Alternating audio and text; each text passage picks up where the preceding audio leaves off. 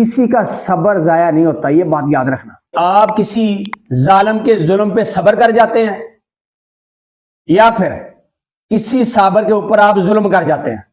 کیونکہ دونوں عوامل کا رد عمل آپ کو اس دنیا میں بھی ملے گا، اگلی دنیا میں بھی ملے گا۔ یہ دنیا مکافات عمل ہے،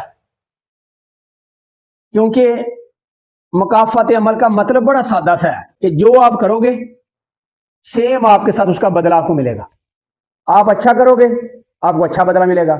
آپ کسی کے ساتھ برا کرو گے آپ کو برا بدلہ ملے گا۔ یعنی کہ آپ کسی کے ساتھ زیادتی کرتے ہیں تو اس کا بدلہ آپ کو زیادتی میں ہی ملے گا، اگر آپ کسی کے ساتھ اچھائی کرتے ہیں تو اس کا بدلہ بھی آپ کو اچھائی میں ہی ملے گا۔ جیسے کہ آپ نے اچھا بیج بویا آپ کو اچھا درخت ملے گا، آپ نے کوئی گندا بیج بو دیا آپ کو برا درخت ملے گا۔ سیم اسی طرح کہ اگر آپ نے صبر کیا تو صبر کا پھل میٹھا ہے، آپ کو میٹھا پھل ملے گا، اور اگر آپ نے کسی کے ساتھ ظلم کیا تو آپ کو ظلم کا بدلہ بھی ملے گا۔ اب ڈپینڈ آپ کے اوپر کرتا ہے کہ آپ کسی ظالم کے ظلم پہ صبر کر جاتے ہیں یا پھر کسی صابر کے اوپر آپ ظلم کر جاتے ہیں، کیونکہ دونوں عوامل کا رد عمل آپ کو اس دنیا میں بھی ملے گا، اگلی دنیا میں بھی ملے گا، کیونکہ یہ دار العمل ہے، یہاں پہ بھی اللہ دے گا بدلہ،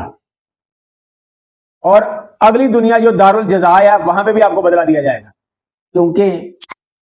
اگر آپ صبر کر جاتے ہیں کسی کے ظلم پہ اور اللہ پہ چھوڑ دیتے ہیں کہ یا اللہ تو میرا بدلہ لینے والا ہے، تو اللہ پہ چھوڑ دیجئے، پھر اللہ جانے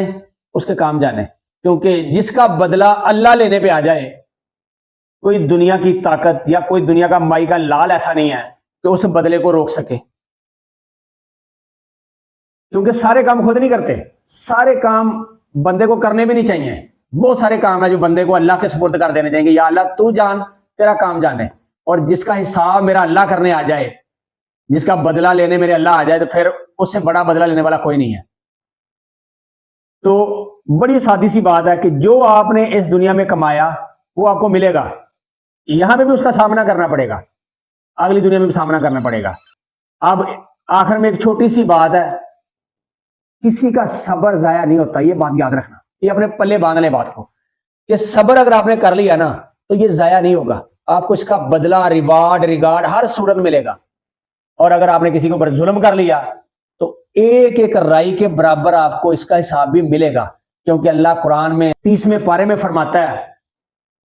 کہ فَمَن يَعْمَلْ مِثْقَالَ ذَرَّةٍ خَيْرٍ يَرَهُ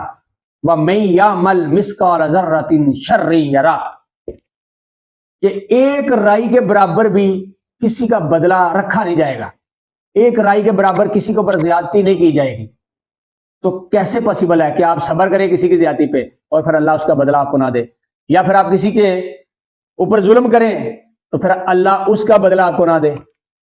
تو بہتر ہے کہ اس مکافات عمل کی دنیا میں اچھا بیج بوجھ کے جائیں،